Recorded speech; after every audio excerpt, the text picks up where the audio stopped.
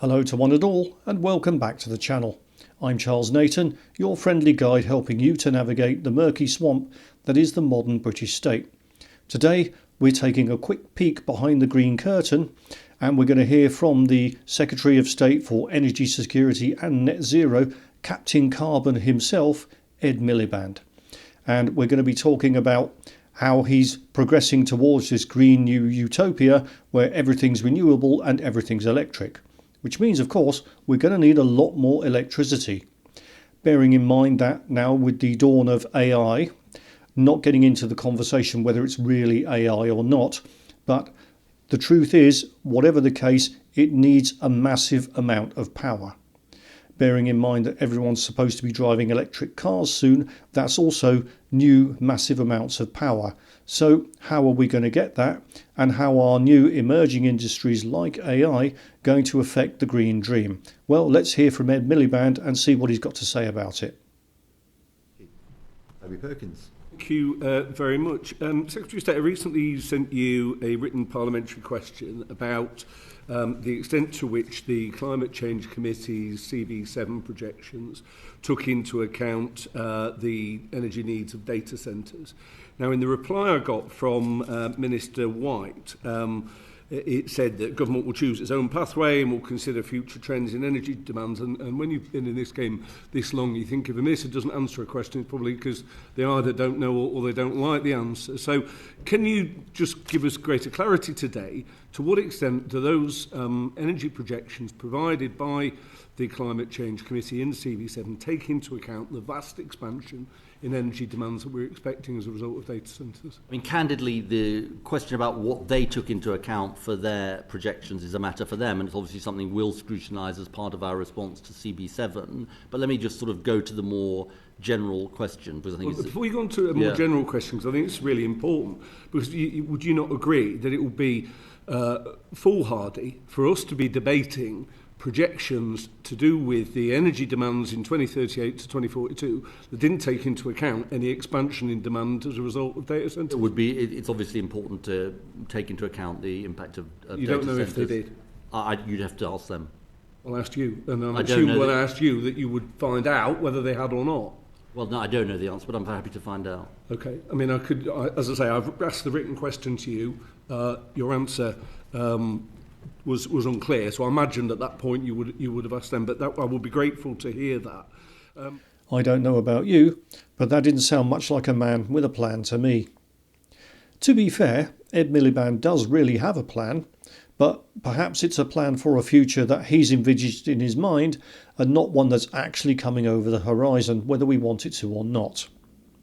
Miliband's plan is to cover large swathes of the UK in solar panels. Yes, that's right.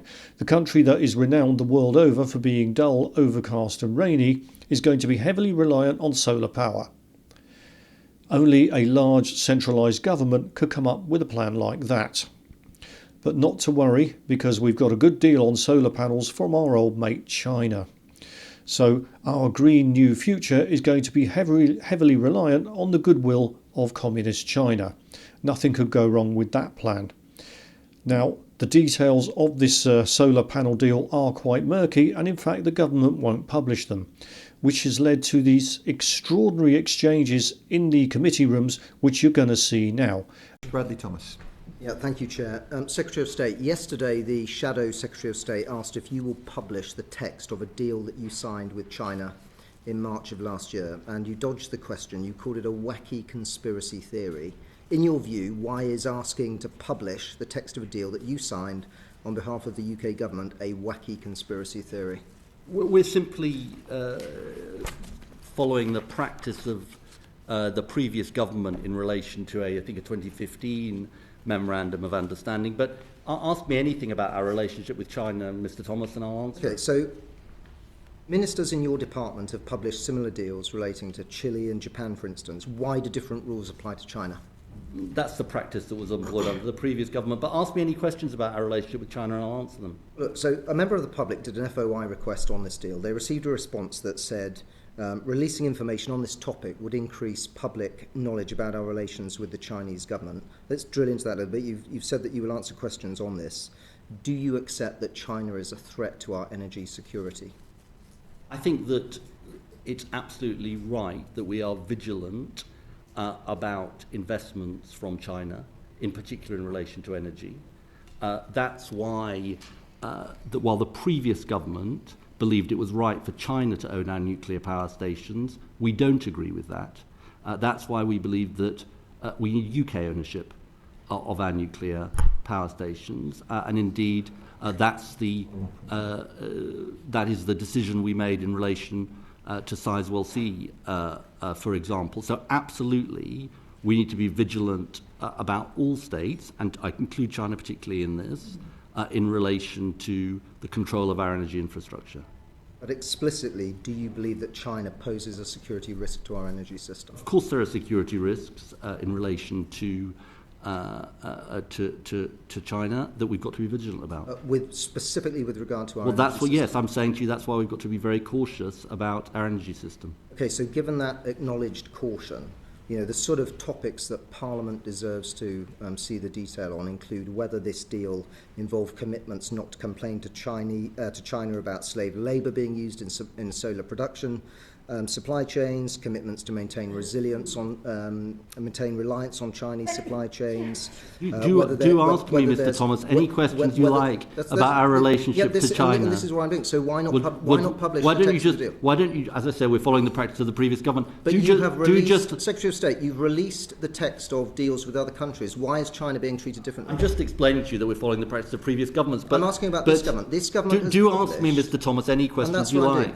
This government has published the text of deals with other countries. Why not release the text of the deal for China? As I say, we're following the previous practice. I'm talking about this government, Secretary of State. You've released it for other countries. We're following the previous practice, as I said. Text. But do ask me any questions about our relationship with China. So why not release the text? Well, I think I've explained to you the practices that we're following, and with certain countries, certain countries we have certain approaches, and with others we have other approaches. Okay, so if there's a different approach to China, why is China different? Well, as I say, just ask me any questions you like on this. That's what I'm doing. This is the question I would like to ask. So why is China being treated differently? I've answered the question, Mr. Thomas. He's answered that quite a few times. I don't believe he has. He's made reference to the previous government. Whether you like the answer is another matter, but he has. This government has a very inconsistent approach, Chairman. They've released the text of deals with other countries, but not with China. There is a two-tier approach, quite evidently. So if the government is going to apply a uniform approach, why does the Secretary of State not release the text of this deal? We proceed on the basis of on a certain basis with some countries and a different basis with different countries, as has been the practice of previous governments. But honestly, ask me any questions about our relationship with China, and I'll answer them for you. And that's what I've been doing, but you haven't answered them, Secretary of State. Well, you obviously don't have any questions actually about the substance. What is your question on the substance, Mr. Thomas? Substantively, I would like to see the government release the text of this deal, as Parliament deserves to see. Now, the Secretary of State can chuckle and laugh and be evasive around the topic, but it's a serious issue. This is both depressing and predictable in equal measure.